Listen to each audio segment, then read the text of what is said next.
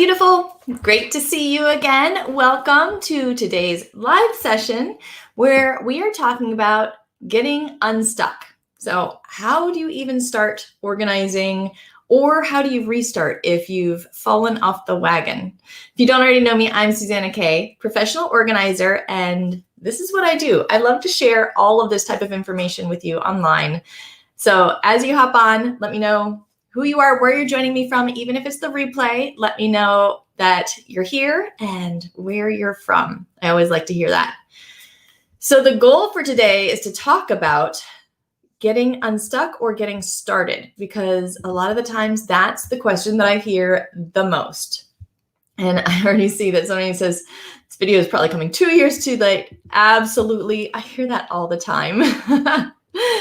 So when you're dealing with looking at a massive organizing project or any type of massive project, most of the time it's our brain that's getting in our way. The project itself is doable, but our brain seems to have different ideas. So the more we can take our brain out of the system and simplify it for ourselves, the easier it's going to be to even get started. Because one of the things that we have built up over our lifetime are all of these recurring thoughts about what we can do or what our fears are. So if you've struggled with organizing a lot of your life, then you might have told yourself that you're not an organized person, or you don't know how to do it, or this just isn't your personality. And all of that builds up over time. So all the times that you've failed, or at least in your mind thought that you failed at an organizing task, you've been giving yourself some proof about, oh, I'm right. I'm just not an organized person. And it becomes your truth. So one of the best ways to start to retrain your brain is to give yourself some wins and to recognize them when you do. Now, breaking down your projects into those tiny bite-sized steps gives you that chance to have a win. It gives you that chance to succeed.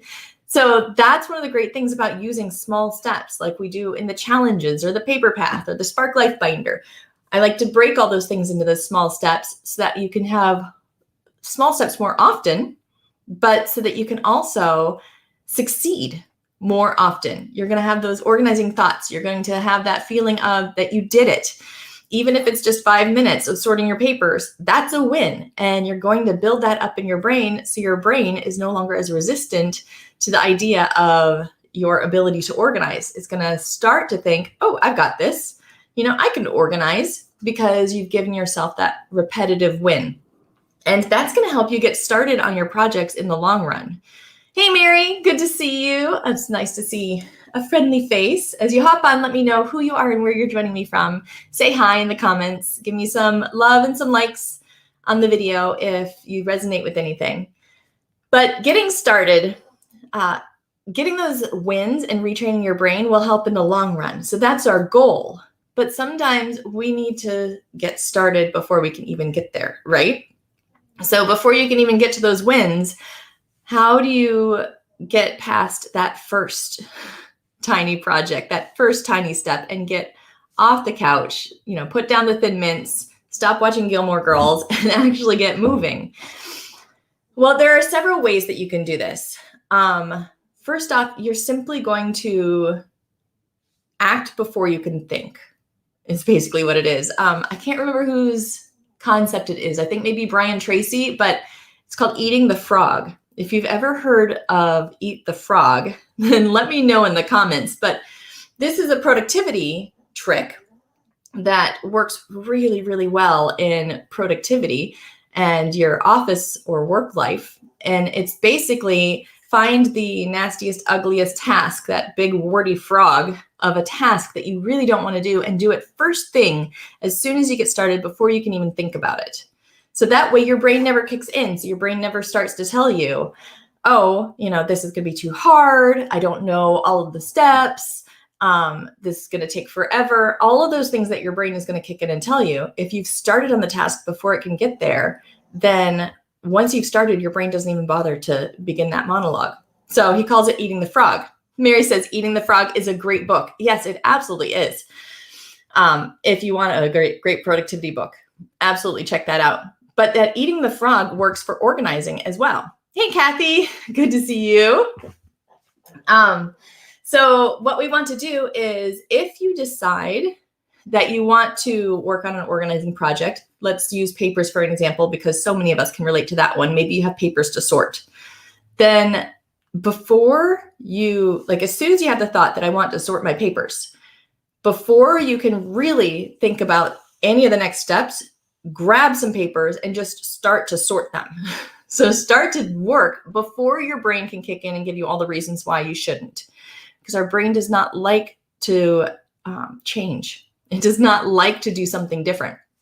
So getting in motion, even if it's not the motion of doing the task itself sometimes. So if you can't just jump in and start sorting those papers really quickly before your brain talks you out of it, maybe you can at least get up and do some dishes really fast, or get up and do a couple jumping jacks. Just the physical movement will help you get unstuck and get moving and get going. And it keeps your brain from engaging in all of those, oh, what ifs, or I can't thoughts. So when you're doing jumping jacks or the dishes, your brain's not really saying, oh, your paper sorting is going to take forever. And it goes into action mode and problem solving mode versus fear mode. So while you're doing the dishes, you can figure out, okay, I'm just going to use the onion method that we talk about in the paper path. And I'm just going to do a quick sort of my papers for keep and go. And then by the time you're done with the dishes, then you can go right into sorting those papers and use that onion method that you already know from the paper path and start sorting those. But the fact that you got started by doing some dishes, getting active and moving, helped you beat your brain and helped quiet it before it could talk you out of it. Hey, Kathy, good to see you. Welcome, welcome. So motion always helps get your brain out of the system and get you moving before it can talk you out of it. Now, the where to start is another question that I hear all the time. Let me know in the comments if you can resonate with any of these things, if you've ever felt stuck and like you can't start. And if so, what type of tasks are your hardest to get started on? I would love to hear, is it papers? Is it an organizing task? Is it dishes or cleaning the toilets? What is your hardest task that you can to get started on for you? Let me know in the comments. But another way to do it is just simply pick an area. It does not matter what area. Pick one corner of the room. If you're going to organize a room, for example, as a professional organizer, there were so many times where when I was working one-on-one with people in their homes, I would come in and we were going to work on a room that was overwhelming mess. There was no clear starting place. There was no space to sort items. There was just no clarity. It was simply, there was mess everywhere. So there was no clear starting point. So generally what I would do is I would pick a corner of the room and I would start sorting. And sorting is a great way to start. If you're not sure what to do first, sort. Sort things into categories, because that gets you moving and it helps you start to see what items you're dealing with and how many of them. So sorting is a huge part of the organizing process. And that's actually a rather easy part of the organizing process because you're simply categorizing. You're not making a lot of decisions besides what is this item? And that gives you the motion. And you can start just in one corner and just start sorting things. And as you go, you will figure out what your next steps are. So you don't need to know how you're going to attack the whole room. That's not even a question yet. All you need to know is I'm going to start in this corner or on this surface or with this type of item, and I'm simply going to sort. And I'm going to do that until I am done sorting that. And then by the time you're done, that's when you will see what that next step is. And it will become clear to you because as you work, it will be revealed to you what the next step is. But trying to figure it out ahead of time, good luck. Susan says that she has a struggle with everything. She has a total mess to deal with. Absolutely. Then for you, making it super easy on yourself and just sorting to start with is going to be a huge, huge help. And don't try to do the whole project at once. Oh, I'm sorry. I've got I'm gonna have to sneeze. Trying not to sneeze. I heard that if you stick your finger, push on the end of your nose, it works. It usually does. Hey, Kaye. Kaye stuck in analysis paralysis. Yes, not knowing what the next step is, being afraid of your decisions with that next step, those can shut you down. So taking your brain out of the system is going to be really helpful for you. If you get stuck in that analysis paralysis, then your brain is coming up with all of these fears and worries and telling you that you need more information before you can act, and it will shut you down right from the beginning. So if you can get started before your brain does, or give yourself some really good mantras to use to get past that, it's going to help you so much. Hey, Irene, she said, love you, my t-shirt. Yep, smile every day. I wore this just for you guys because I love all the happy smile and hello beautiful and all that stuff. All right, so let me share with you. I wrote some things down. So there are a couple of things that if you get stuck in analysis paralysis, or if you're overwhelmed and you're not sure where to start, there are a few things that you can think of in order to get your brain back on track and reduce that fear that it's kicking in to tell you. So one of the best things that you can do, a lot of times what we hold on to is guilt. So we see this overwhelming pile of papers or this overwhelming guest room filled with all the stuff we didn't make decisions on that we weren't sure about. And we start to feel bad about the fact that we got ourselves in that position to begin with. So we're beating ourselves up about, how could I have let this happen? I should have just dealt with this. What's wrong with me? And you just beat yourself up over and over and over. So if you're starting to beat yourself up, one of the great things to print this out, write it on your wall, write it in a Sharpie on your hand, whatever you need to do. But remember that today is a new day. So as of the very moment that you're looking at that pile or that room, this moment is the start of something new. So your past is not who you are today. Who you are today is based on the actions that you are taking at this very moment. So when you're looking at that pile of papers or that paper overwhelm, who do you want to be in this moment and moving forward? It doesn't matter how you got there. It doesn't matter what you think about yourself for getting there. We've all gotten into these situations. We've all had different situations, but we've gotten into these messes, and feeling bad about it and beating ourselves up over it never helps us get out of them. It keeps us stuck in them because then we just keep reliving that guilt and that shame, which keeps us doing the same things, because then we start to identify with, I'm the person who did this, therefore this is what I do, so I'm going to continue to do it. So today is a new day, and from this moment, my actions define who I am in this situation. So from this moment, if you do decide to, okay, from now on, I'm going to take control of these papers and I'm going to do something different.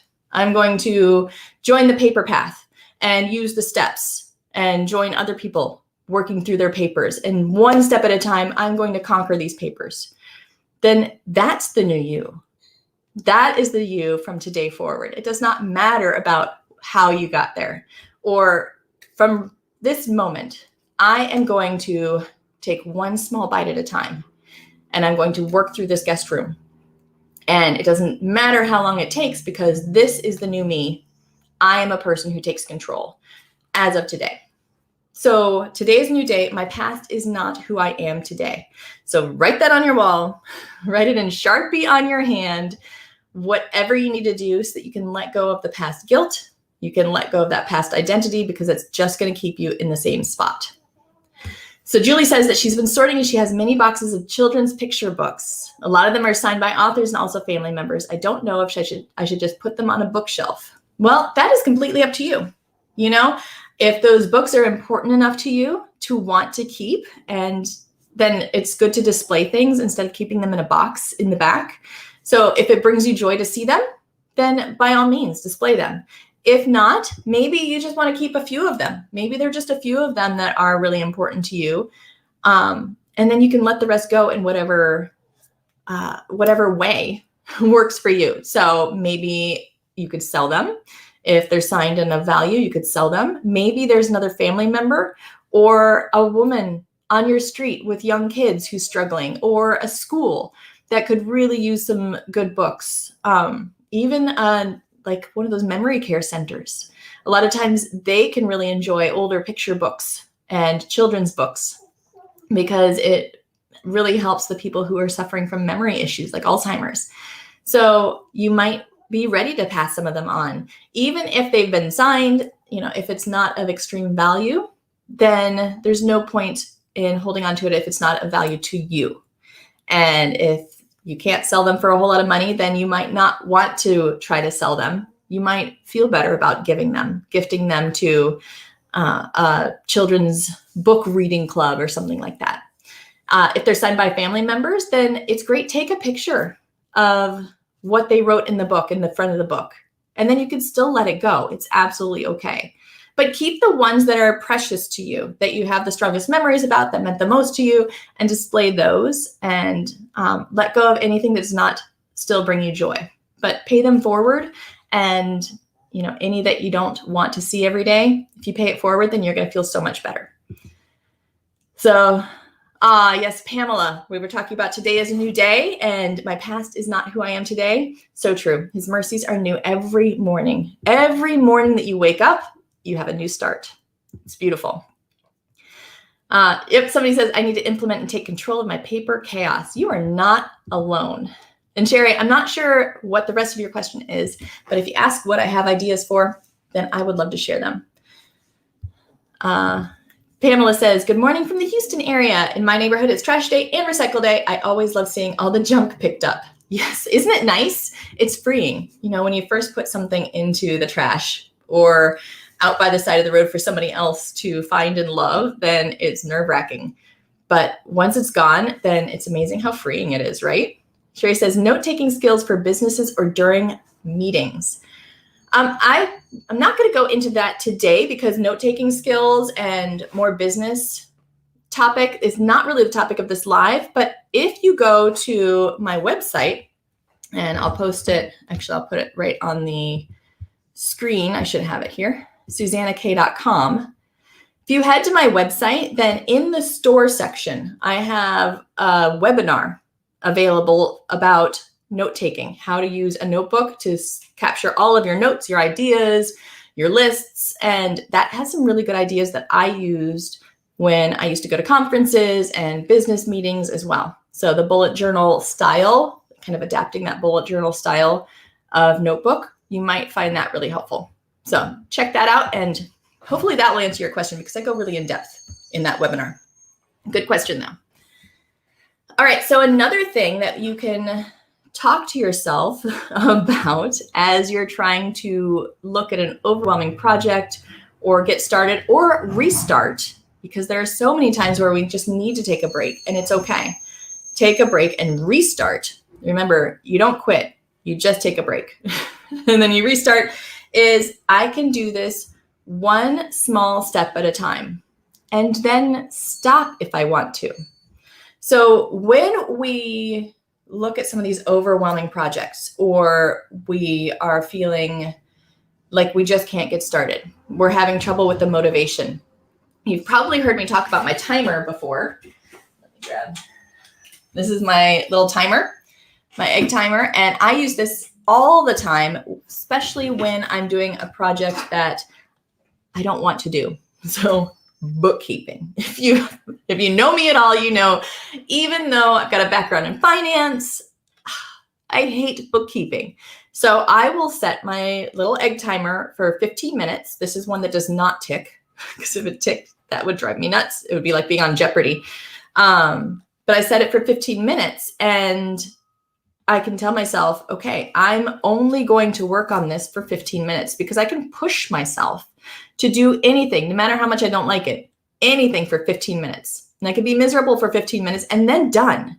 So when the timer goes off, most of the time I've gotten started, I've gotten in the groove, and I'm actually kind of enjoying it.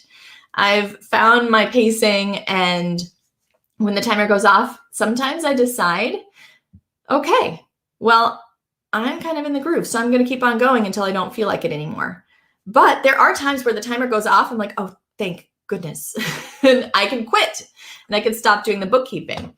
But using this timer and breaking it down into like a small step of 15 minutes makes it so much more doable, and it gets me off the couch. It gets me moving forward. And as I spoke about, motion, that forward motion really helps open it all up and get you started and motivated and moving and going forward. So if you were part of my virtual organizing session this past weekend, or if you're a Paper Path member, all of my Pathfinders know those virtual group hikes, the work sessions where we all work on Zoom side by side.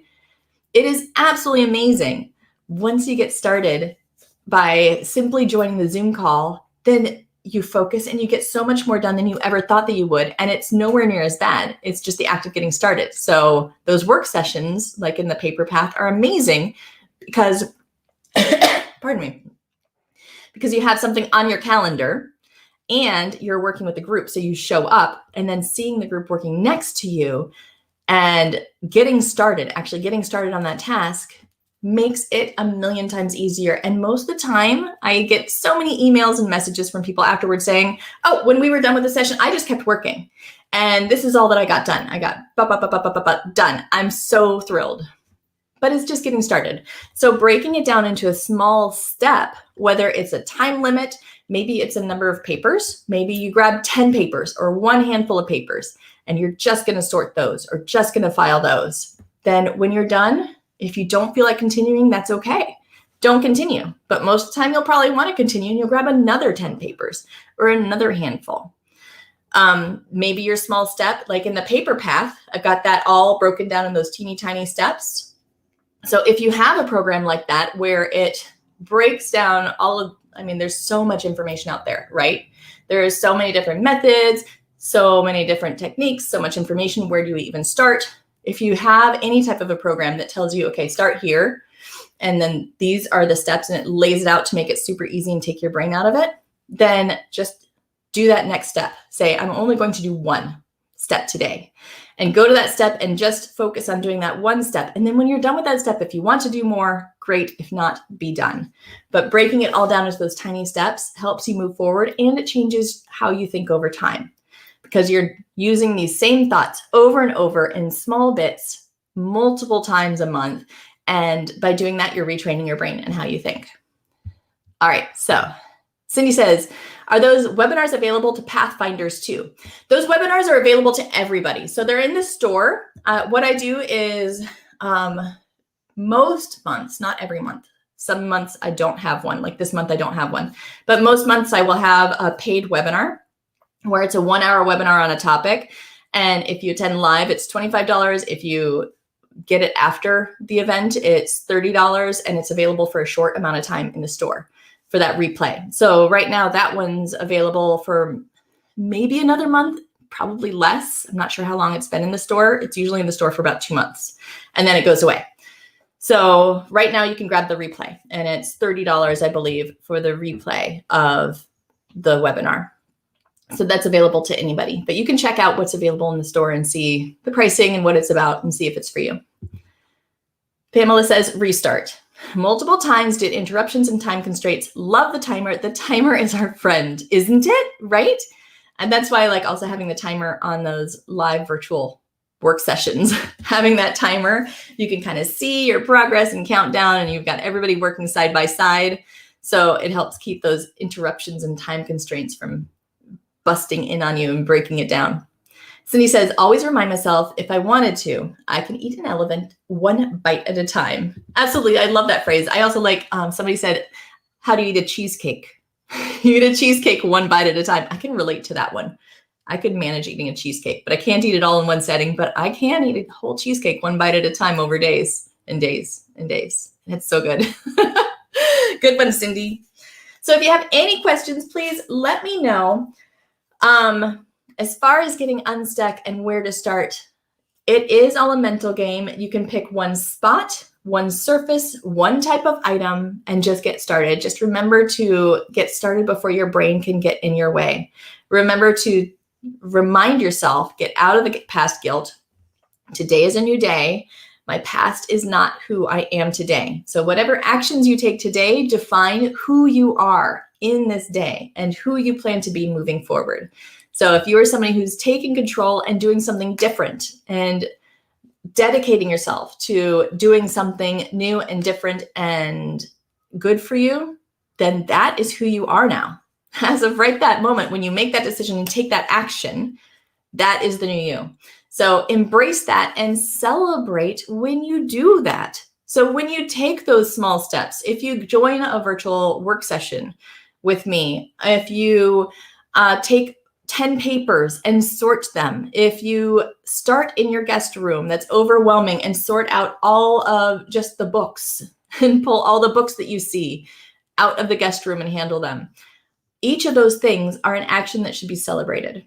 So celebrate yourself whenever you make steps that fit into the you that you want to be. So for me, when I do bookkeeping, I celebrate myself whenever I do the 15 minutes. I say, you know what? That was hard to get started, and I did not like to get started, but I did it anyways, and I am strong enough to push myself to do the right thing and what I need to do. And that builds up my confidence, and that makes future bookkeeping sessions less horrible. I mean, I don't think I will ever love bookkeeping, but I no longer avoid it as much as I used to. It no longer paralyzes me thinking about having to even start, because I've set up those series of wins and I've celebrated myself and I've acknowledged them. So a great way to do this is create a done list at the end of your day. So we have so many to-do lists, and these are lists of should. Like, it's a whole list of shoulds. And if you know me, you know my least favorite word in the world is should, because should is not an active word. Should does not move us forward. It just keeps us stuck, because should means that we're putting this obligation on ourselves yet taking no action. So it's an inactive word that gives us guilt and gives us the heaviness of obligation. So you either are doing it, or you will do it, or you will not do it. Those are all valid choices. So a to-do list is this list of shoulds. Hopefully you can reframe it in your brain where it's your list of will do instead of should. But that to-do list can be very heavy, because we look at the list and we look at how much did not get done. So at the end of the day, once you've gone through your day, or if you're feeling like you need a pick-me-up, instead of looking at your to-do list, create a done list. What things did you do today? And include everything. Include, like this morning, I felt like I got nothing done, because I got nothing done that I wanted to get done. But I called the dentist, I gave the dog her medicine, I cleaned up the mess from the brand new puppy. What else did I do? I wrote out some extra notes from things that I thought of this morning that I wanted to tell you. And there are way too many notes than I can possibly tell you in one live session. So I will be sharing more live sessions, especially in the paper path. My Pathfinders, you're going to hear from me live in that Facebook group so much more often, because I have so much that I want to share with you to help you move forward and help you grow. Tips like these, because I've got about 8 more of them just from this morning that I jotted down from the shower. But I already have this list of things that are done, but looking at my to-do list, nothing was crossed off that I wanted to do, but I did a lot. So I can celebrate the fact that I did all of these things that needed to be done. And it makes me feel a lot better about my day so far, and motivates me to then keep going with that to-do list instead of shutting me down. So remember that, do a done list at the end of the day. Cindy says, wonderful message. Setting up a reward for tasks helps. Thank you. Yes, rewards are wonderful, right? I reward myself with all sorts of things when I do tasks that are hard. And I try to avoid food rewards, because otherwise I will get quite addicted to Thin Mint cookies and spend a lot of time eating those. But I give myself rewards such as allowing myself to take time to do something that I really want to do. Maybe there's a yoga class that I want to go to, or a book I want to read. And maybe one of my rewards is guilt-free 1 hour for myself. Or my reward might be the like just dancing, taking a 5-minute dance break, things like that. So yeah, reward yourself. That's a good one. Kamala says, celebrating the accomplishment is important. I agree. Absolutely. Sherry says, thank you. Susan says, I'm thinking of a can-do list. Yes, absolutely. It's so much easier. And my to-do lists aren't hard and fast must-do lists. Usually they're a list of things that I can choose from that I can do that day. Sometimes there's something that has to be done and that goes at the top, and the rest is, all right, well, whichever of these I am in the mood to do today, this is what I'm going to do. So hopefully this is helping you get a little bit unstuck in your brain. There are so many other things that I want to share with you. So my Pathfinders, watch the paper path, because I'm going to share a lot of these things in the paper path. If you do want to join the paper path, there's the link. If you're interested in joining the paper path, today is the last day to join and get the bonus. So the bonus is the welcome webinar, which you can attend live or watch the replay afterwards, but you can only get that if you join the paper path by the end of today. So 11:59 p.m. Eastern time on Thursday. What is this, the 15th? Yeah, July 15th.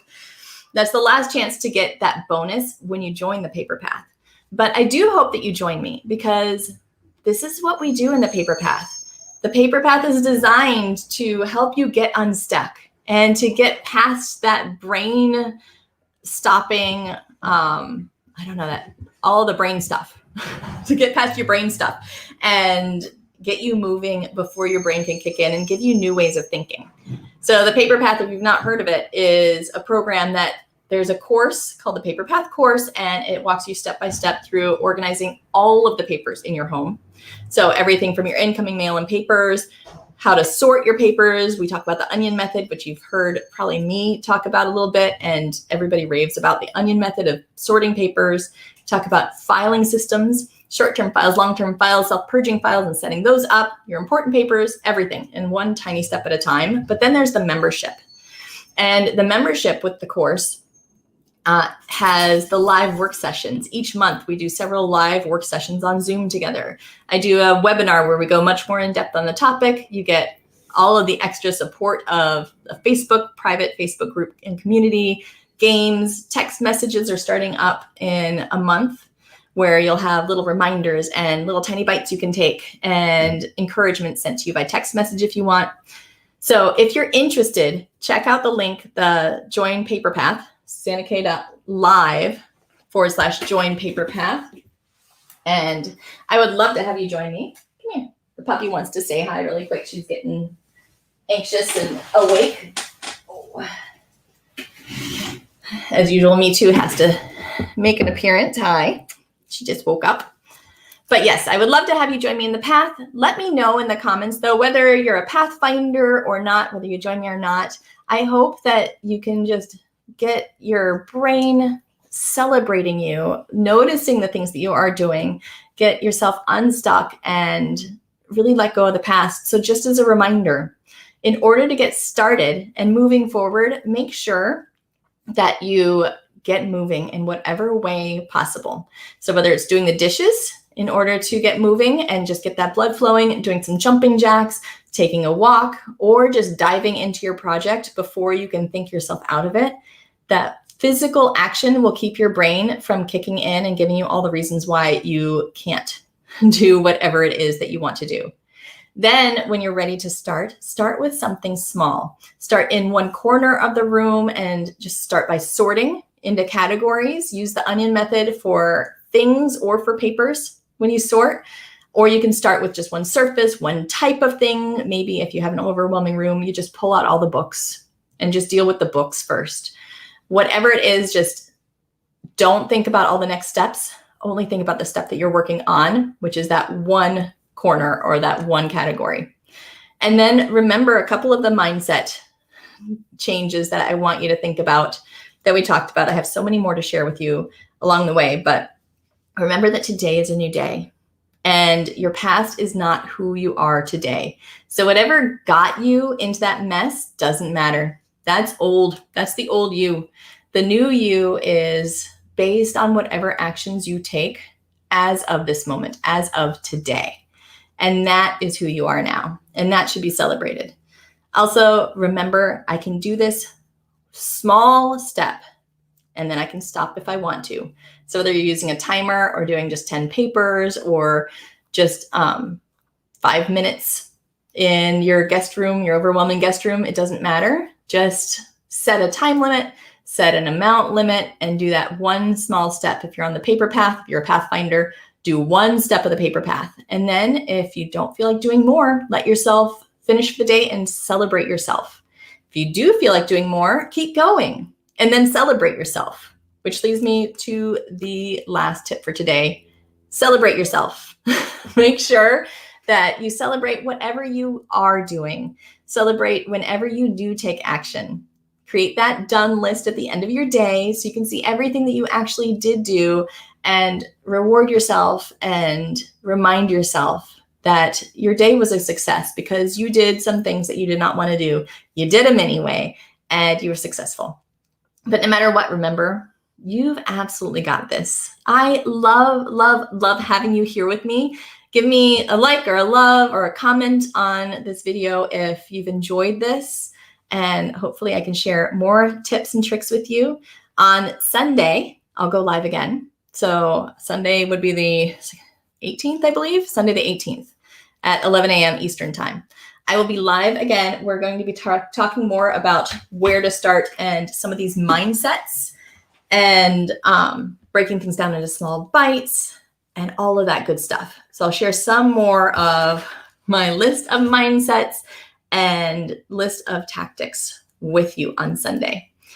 Pamela says, sometimes I celebrate with a coffee and then go for more. That's awesome. That's a great way. So take a celebration break and then keep going. Oh, I love that. I have to do that too. Paula, thank you so much. I love you, beautiful. You're doing amazing. Keep it up. You are in absolutely the right place. If you want to join me with the paper path, I would love that. Oh, puppy says bye. But if you do want to join me with the paper path, remember tonight, Thursday night at 11:59 p.m. Eastern is the last chance to get that that fast action bonus. So that welcome bonus is going away at midnight. And that's just, that webinar is an overview of the course and the membership and all of the different parts and ways that you can be extra successful within the path. So it's just a really good start to make sure to get you off on the right foot so you're nice and successful with your paper path. And I hope that you can join me for that. But I love you, beautiful. You are absolutely amazing. I hope you make today a wonderful day, and I will see you very soon. I love you. Bye, sweetheart.